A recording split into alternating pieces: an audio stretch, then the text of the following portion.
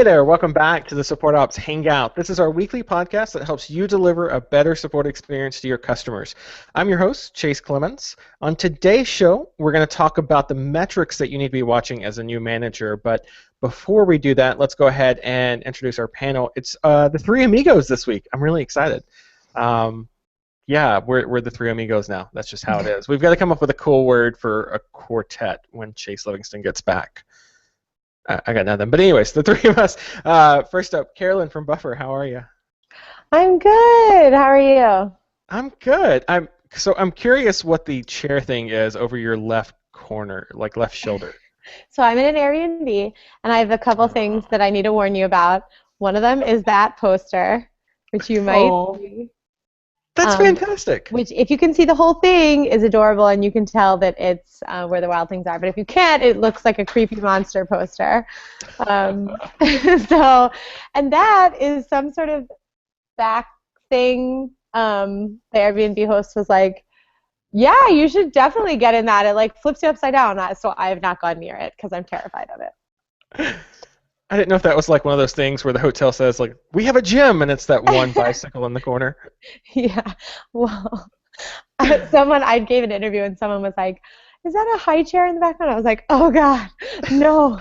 I'm just starting excited. I can't sit here. I need to face this way.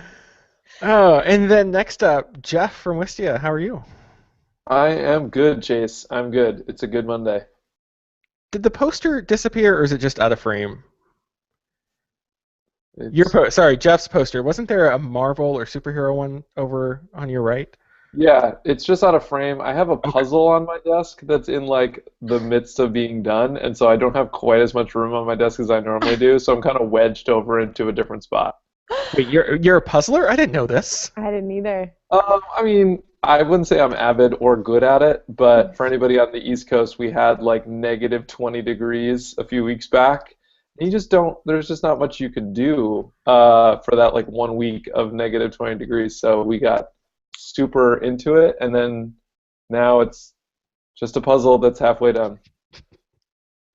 We'll check back with that weekly to find out when it actually does get done. Yeah, let's do that. Yeah, that'll be a fun update. Yeah, because I've been promising like for a good 75 episodes now that I'm going to paint this room, and I still haven't. So. Agreed. We haven't held you to that. All right, so this week, let's talk about what we're talking about for this week. Notes. Here we go. As a new manager, it's tempting to track all the things out there. It's kind of one of those, you get into the role and you start hooking up ratings at the end of every support ticket, and you start creating surveys to send out, you start tracking reply times.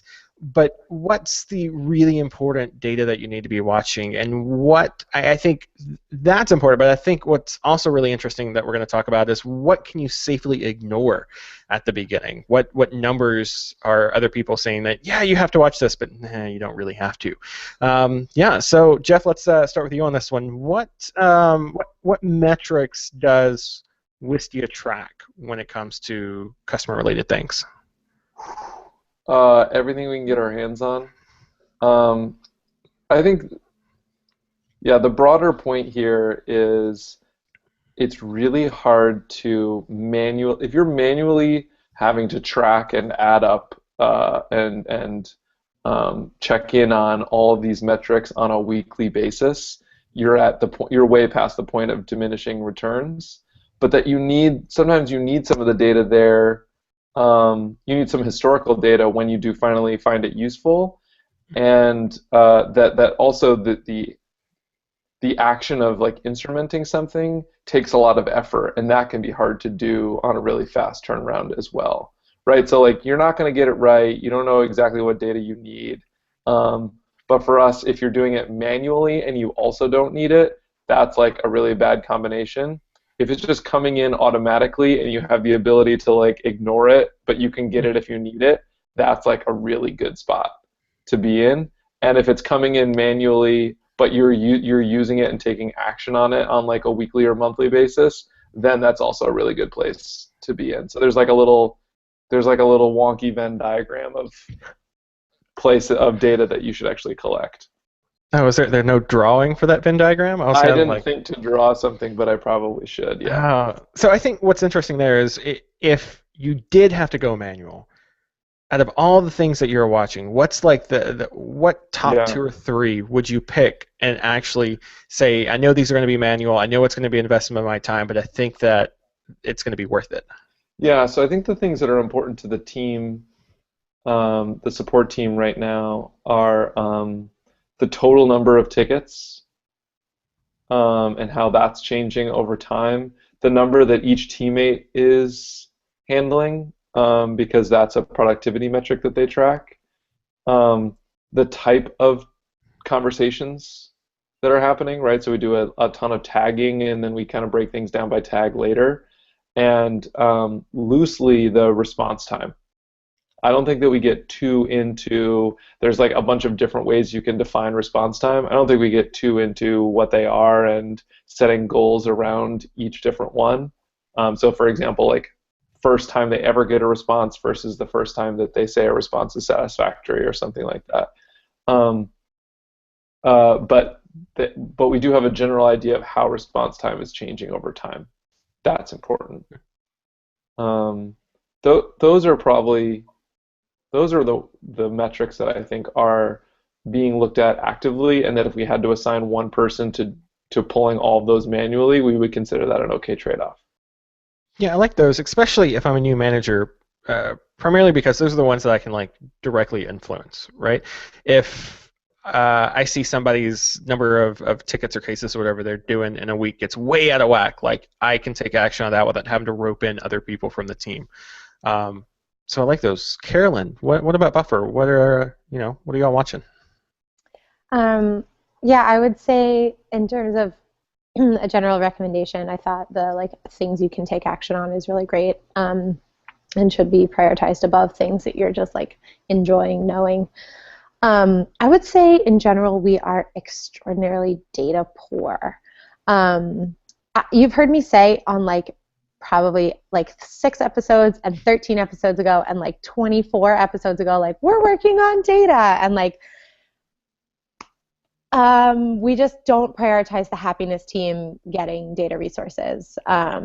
It's like The my walls and Jeff's puzzle.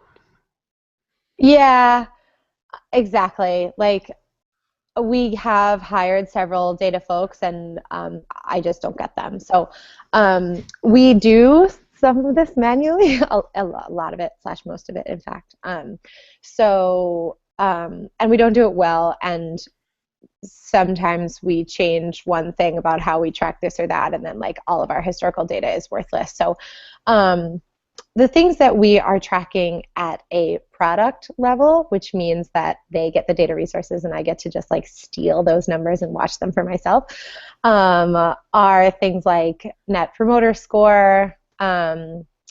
We do cases per daily active user and like cases per weekly active user for the different product and plan levels. That has been spun as like a product thing, so I get that number because they have people to find that and play with those, massage those numbers. Things that we track sort of manually are response time. Again, that's more of a how are we doing than like a something you can take immediate action on. It's more the is it improving or getting worse. Happiness score, self-reported happiness, which isn't super valuable, I think, because mostly it's almost always in the high 90s and like a few unhappy people, which like, I don't know, it doesn't change drastically enough for that to be all that good of an indicator. And I mean, cases per hero, like what's the average number of tickets that each individual person has to do in order for us to hit 0. That's a valuable one that directly informs hiring. And one that's been super valuable is like really keeping close track of exactly how quickly we can onboard somebody up to full speed. And like, at week 1, what can we expect? And at week 5, what can we expect? And like, where are they completely full-time, all firing on all cylinders type happiness hero. Therefore, like how far ahead of that point do we need to hire them? So yeah, that's a whole lot. A lot of those we are not tracking all that closely or, manually. Yeah, so one thing that was interesting there, it's one thing that it kind of correlates with what I've seen too. Um, the happiness score, the smiley rating at the end of every ticket, that kind of thing. I think there's a tendency for new managers to jump in and it's, oh, well, our support app like offers this, so let's just turn it on and, let it ride. But I've seen the same thing. It's tends to be high 90s, mid to high 90s, and it kind of stays there. Sometimes you'll take a hit if, like with Basecamp, when we launch new versions and people like start frowning not because of customer interactions, but more like, oh, the product doesn't have this, or oh, the product doesn't do that. You'll see that change. But yeah, is that one that we just kind of need to stop focusing on, even though it's like by default on every support app now? Me? Yeah. I think that the information we get, the qualitative information that we get from those comments is super valuable, especially for training. So for the first 6 months, we look at the ones that are really happy. What do we do? What did we do right when somebody says I want to adopt Dave? I want him to be my best friend. I want to I legitimately am thinking about trying to hire him away from you. What happens when somebody says that, and what happens when they're like. So we can learn a ton from that, and we do. And I read them. I read the extraordinarily glowing happy ones, and I read the less happy ones, and I think we learn a lot from those. But so I don't think it's worth. So no, I don't think it's something that we should remove, and I don't think it's something that we should pay less attention to. I just find the quantitative data from it is not super useful because it's not representative, I don't think, of a greater population. People either write it when they are super happy or when they're super unhappy, and there's only between I think it's 30% of customers even click a button. So I can find out that number and follow up, but I have that, but I don't have it memorized obviously because it's so low that I don't feel super motivated by it, especially because it's generally in the high 90s. Yeah, I would agree with that. And I think that there might be a corollary between the amount of really helpful constructive feedback you get through that form and the amount of really helpful constructive feedback you'd get if you just left an open-ended comment box for what new feature should we add.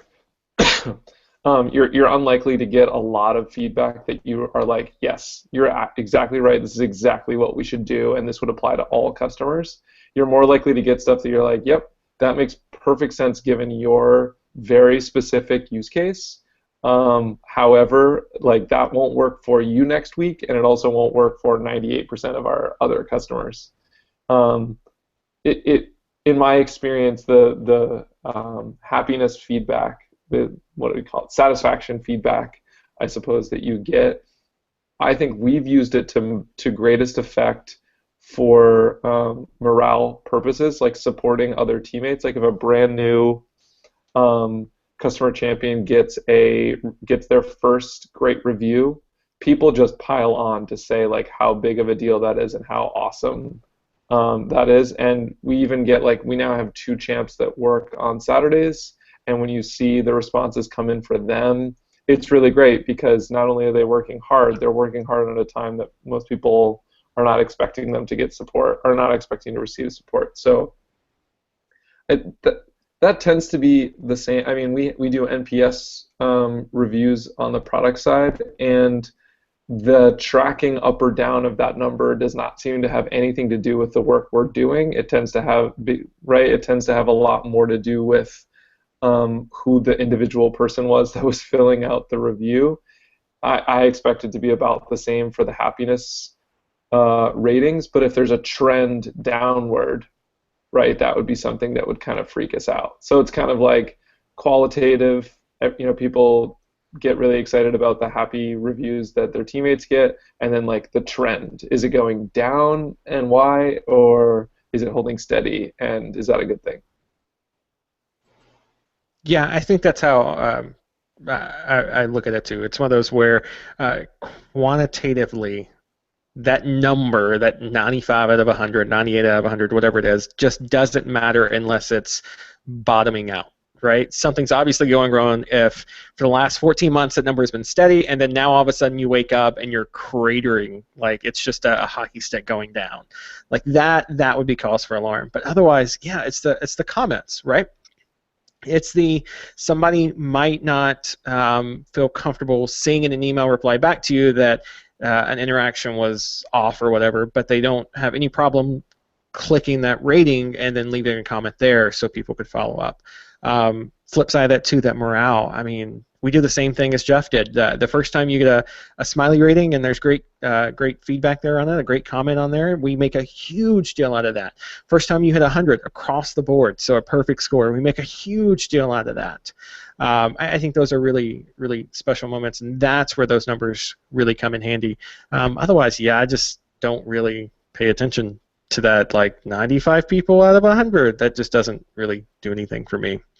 And speaking of numbers to kind of ignore, one of the things that I guess even in the last month or so that I've been thinking about, we've joked about it before on the show. Basecamp is known for super fast replies, right? A couple of minutes from that. Technically, it's called time to first reply. So from the moment you email us to the moment you get a reply back, it's a couple of minutes.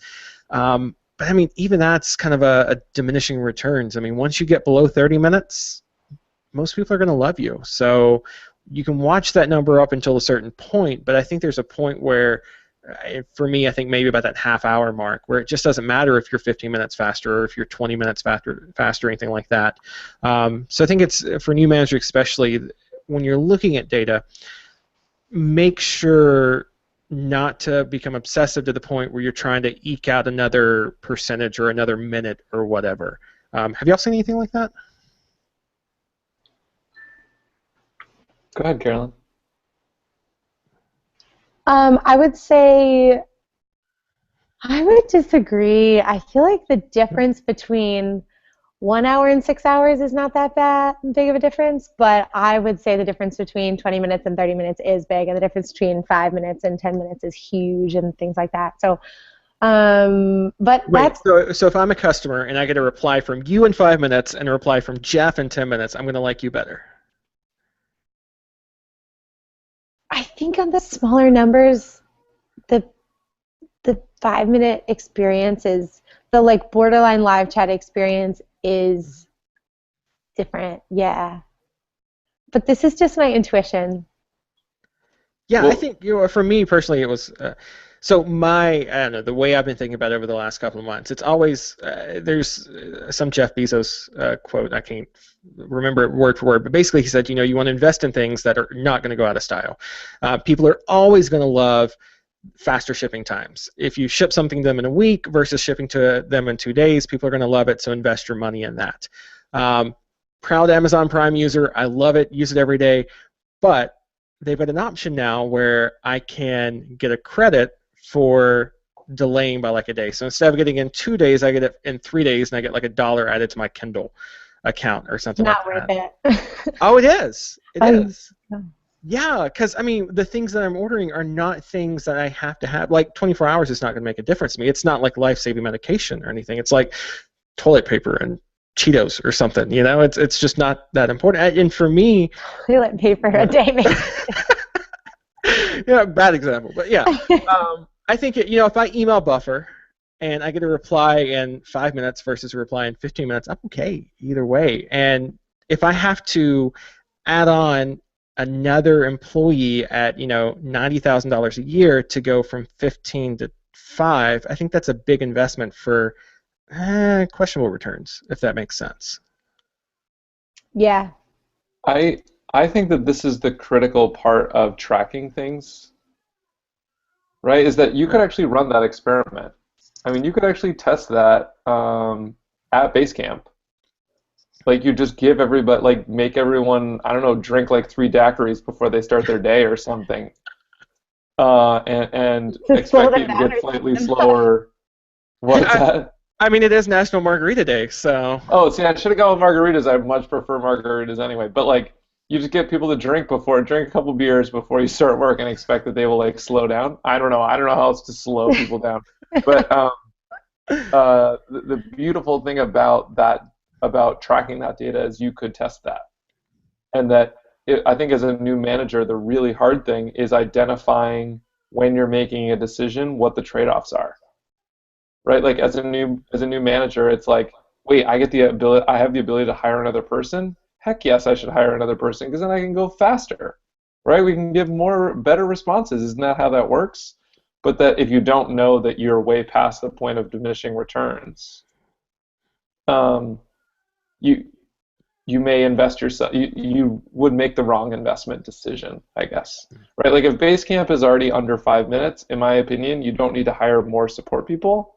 And that actually, if there are some ideas on the table of other ways support people could be helping out the company, you might want to invest in those. Right? Like that investment decision should go on the table at some point. And as a new manager, like the way you have the biggest impact on the company might be saying, we already have more than enough people on support. We're going to pull some people off support because it doesn't make our customers any happier, and they're going to focus on making like one-to-many videos, or they're going to focus on, I don't know, we're going to send them to conferences, or they're going to take a trip around and like go to meetups or something. I have no idea, but that like you have the ability to do that and be confident about it because you have the data if you need it. If you don't have that data even to see the trend, um, I don't know, you're always scared about messing it up. Especially you're a brand new manager. Like you probably got handed something that works pretty good, and now you're like, yep, just got to keep it working pretty good. You're just a caretaker. Just get it to the next year. Right, when in reality, what your boss probably really wants is for you to take it all apart and figure out how it works, like break it in a good way. And you kind of need the data to do that. Yeah, I don't really have anything to add to that. I mean, Jeff nicely sums everything up, like Jeff does.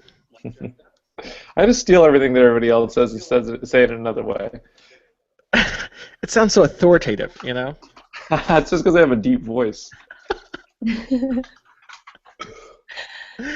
All right, so I guess last question we'll throw out before we end up on this one. When we do talk about, you've got all this data that you're looking at, how do you figure out which data you need to be looking at when it comes to a problem you're trying to solve?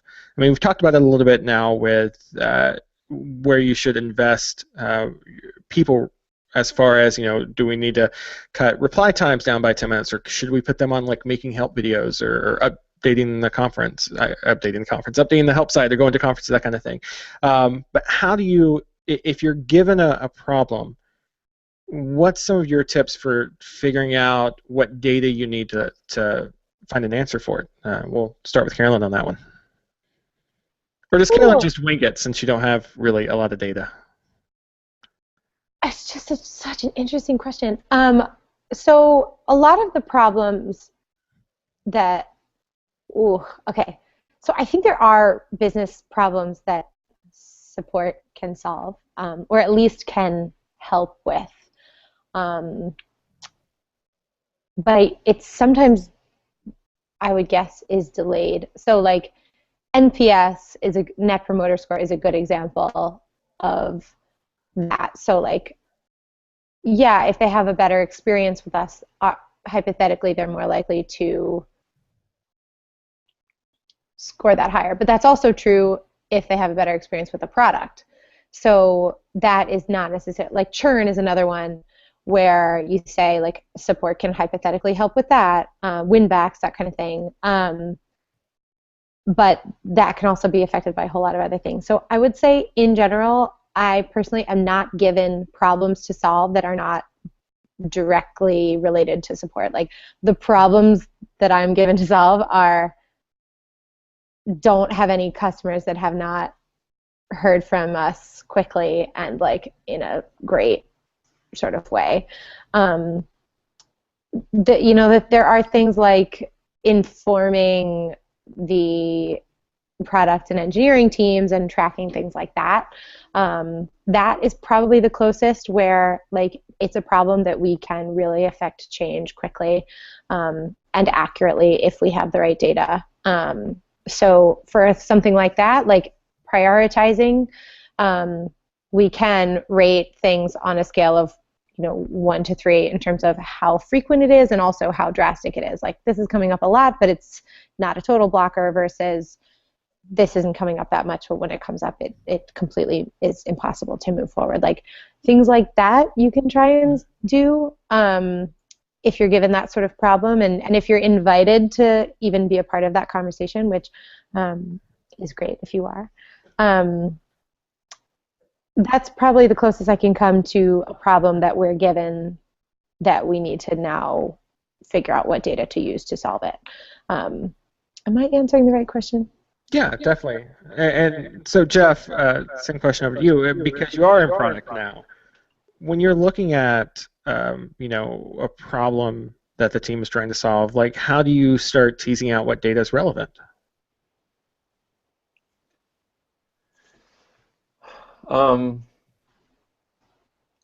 So Sorry, I got to end on the tough ones.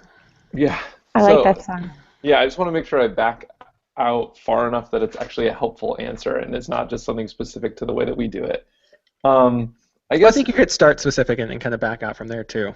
well, I guess it's kind of similar to what I was trying to get at with the time to reply question, right? Which is like, if we're tracking, like, what's the point in faster replies? The point in faster replies is to make people, so I guess one, we want to make people happier as customers, right? So, okay, there's like some branches off of that. We would expect their feedback on our support to be better, and maybe we would also anticipate NPS ratings of support, people who've received support, to be better, to be higher.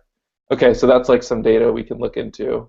Other things we might want to do with faster replies are they get a reply from our support team when they're actually still trying to do that thing, so they're more likely to go and do it. Okay, like maybe we can find some way to connect the question that they were asking to whether they actually went and did the thing. And you just start to put together this, I guess, like the thing for us, and we do this a lot on the product side, and I didn't do this a lot on the support side, but I push people to do it now, is like, we want to make a change, right? We're always changing. It's always like, Wistia is just, and many other companies are just always about, let's change this thing. This thing doesn't feel right. Let's keep pushing this thing forward. And I think it's important to, when you're doing that, list out, like, what are the assumptions? What do we think this is going to do that's really great for our customers? What are some things that we're thinking might be really bad about this change for our customers? And then you pick, like, in the product world, the way that we're doing it now is like, you try to pick the riskiest of those assumptions and say, like, is there any way for us to possibly test this? Is there any way for us to get more confident about this assumption? So, for example, Basecamp is saying, we want to bring on more team members because we want even faster support response.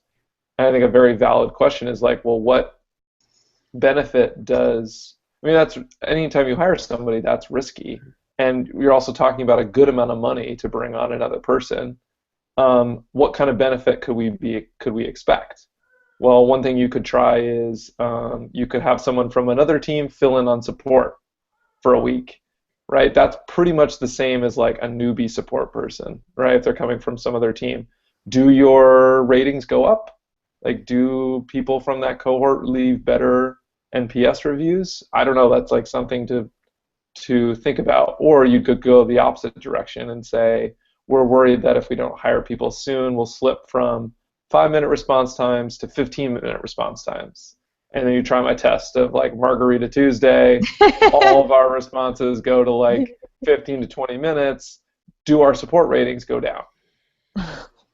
Right? And if they don't, then what are we trying to do with this fast support? So I think that you break it down. You just have to break down the assumptions and the different things you want to affect, and then find any way, even if it's like totally just calling the customer up, like some way that you get actual insight into the effect you were trying to have, so that you're like a little bit more confident than, well, we winged it, and nothing broke, so that seems to be good. I feel like then at the end of the year, you're kind of like, yeah, we did all these things, and things are going good, like nothing is broken. and that you could be a little bit more focused in what you do if you're more confident in what you're trying to get out of it. I like that. Like Jeff's year-end review is basically, well, I didn't break anything, so It's true. It's totally true, and it feels terrible when that's the case, right? Like you want to you want to lead, and you want to take people into like a better future, not, well, we got like 50 things done as opposed to 30 things, right? And that when you're just doing stuff, like that's kind of where you're at. So I think when someone comes to you who's like a boss or someone that you really respect at your company, and they're like, I think we should do this. I think we should make this change. That's great. That is a solution, but we should understand, well, what's the problem that we're trying to solve? Are we sure that's a problem? Are we sure that's the right problem? Like you just kind of have to be like a pain in the ass about like, do we really know what we're trying to accomplish here? And even if it kind of delays implementing the solution, is there some sort of test we can run in the short term so that we end up more confident that that's the right move for us? It's kind of like what you got to, I feel like it's just a really important part of the process. yeah. And so the only last thing I'll add on all of this, not that I can put a bow on anything like these gents can. When you start looking at data, don't be afraid to kind of think outside the box in terms of collecting it too. So the time to first reply example that we've kind of been going with here, you can find out how important that is to customers by giving your team margaritas or just asking them. Talk to a couple of customers and tell them, look, we've one thing that I was talking to a lady the other day, and she basically gave customers a hypothetical $50 and said, spend this $50 across this list of things that you think are important. And she was able to see, all right, well, support is getting 15 of the $50, and then when you break it down, they were giving $5 for faster reply times, $3 for I forget the technical name for it, but the time to the resolution, I think it is. It's when you actually wrap up the case, right? So yeah, you could quickly see by the customer doling out those hypothetical dollars what they prioritized. She found that it was a lot easier to once you start putting money to something, you get to really see what the priorities are of that customer. Yeah, so you don't have to don't feel like you're locked into only the data that you've got. It's okay to go out and just ask your customers what they think. So that's what we think on. Sorry, what? I like that experiment. Yeah, just ask. It's really cool. And I thought, like I said, the money thing was really cool. She got it from, of all places, I'm dragging this out, I'm sorry, but real quick, she got it from Southwest. Southwest did the same thing with their customers. They said, Southwest customers are talking about we want better snacks and we want more amenities and we want more legroom and everything else, but when you took those customers and gave them a hypothetical fair amount, they found that customers were really paying for on-time flights that were cheap. And that's what they focused on. And they found that by giving customers hypothetical money and letting them actually see what the priorities were. So yeah, give it a shot. That's what we think on this one. Let us know how your team handles data and all that fun stuff. Hit us up. We're at SupportOps on Twitter, or if you're on the site, supportops.co, click on that red beacon in the lower right corner. That brings us to my favorite part of every week. It's this week's shout-outs. These are things that are making us happy. So happy we just gotta shout them out at you. So, which, by the way, what happened to the Jeff and Carolyn manual sound? I missed that as well. Happy to bring that back anytime. Yeah, we'll have to bring that back next week. Speaking of bringing it back, Carolyn, have you got your joke ready for this week? I have it. Oh, hit us with it. Okay, tell me if I already used this one. Why couldn't the bicycle stand up on its own? Is it something with a kickstand? No. No. Oh. I don't know. I'm horrible at these. I got nothing. You give up? Yeah. It was too tired. Oh. That's good. Where's the rim shot for that one? I was going too wheelie, too wheel. Oh. I couldn't come up with it. You were close. So close. All right, so with that out of the way, what's your shout out? Wait, hang on. Oh, I'm sorry. I thought you were gonna. I have an effect for that. My shout out is an article. gosh, I don't have it up in front of me, but it's about basically like, here's all the challenges you're going to encounter as a startup, and here's all the challenges that you're going to encounter as like an actual real life company with a real life team. And we've just been looking at it a lot because we're in this like 70 to 80 person sort of pretty legit team with like a couple other offshoots of little other products that we're launching or side things, and we are embodying a lot of both of these, and it's been interesting to see as we're transitioning some of the things that we're no longer experiencing and some of the things that we have to look forward to. So it's just been floating around a lot in Bufferland this week, so I think it's a worthwhile read. I remember back in the day when Bufferland had like 10 citizens. It's crazy. Me too. People. I mean, you're going to hit 100, like what, by the end of the year? By the end of the year, yeah. By maybe the end of the quarter. I didn't know if you were going to go on like a hiring spree or anything. We have been on a bit of a hiring spree, and people and the rest of the other teams hire from my team. So I'm losing 4 people this quarter to other teams, which is really exciting, but also means I will be going on a hiring spree, yes. So get in touch. Carolyn has 4 open spots now in the promised Bufferland. Oh, 8. Because I was originally going to hire 4 people. 8 people. Good luck. Thanks. All right, Jeff, what do you got? Wow. I am highlighting an article by Dharmesh Shah. He is the CTO, longtime CTO of HubSpot. And he had this great article that I think is, I wasn't thinking of it originally like this, but I think it's kind of related to what we talked about analytics, which is, the article is called Do Fewer Things Better. He published it on Medium late last week. Yeah, I mean, I think the title pretty much covers it. You want to say no a good amount to things both in your personal and your business, your work life, that don't move you forward in the way that you think is really important. And that a lot of times in your work life, especially, you're going to get requests from lots of really smart people, lots of teammates, lots of bosses who think you should do something, and there's kind of like 2 options in that world. One is you just start saying yes, and then you just go and you try to do all of them, and the other is that you say, I guess, like a structured or constructive no, where you're like, I'm not going to do that right now, but I'd like to find out what the problem is that you want to solve, and then I can look into that and better understand that. And I find the article to be really nothing new, but a great reminder of the way that even smart people struggle with this stuff. Nice. All right. Mine. All right. So I've got since Carolyn had the joke, I'm going to throw one in, and then it'll make sense with my shout out. So, what do you get when you cross a snowman with a vampire? Wait, don't give it up yet.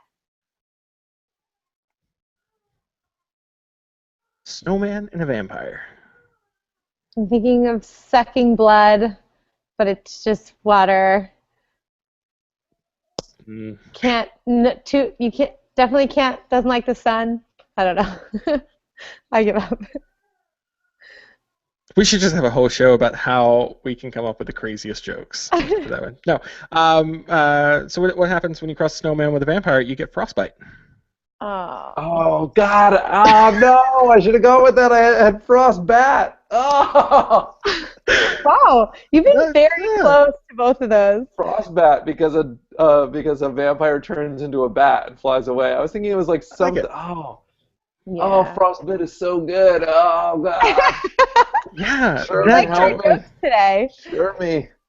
That joke and other bad ones brought to you by Nice One Dad. It's a website where it literally shows you the joke, and then you click and you get another joke. It's fantastic. I found it like last week. Does that have an API? I need to like set something up, like recurring messages from me in a Slack channel that's just a Nice One Dad. Oh, I'd love it. All right, so that's my shout out. Nice one, Dad. We'll have that one and all the other ones up on the show notes, supportops.co shortly. Big thanks again to our fantastic three amigos. It's great. You did good. I like this topic. It was fun. We'll be back next week with a brand new topic about new managers, and I think Chase Livingston's going to be back next week too, so that's going to be really, really exciting. So until we see you again for that episode, have an awesome week. Frost.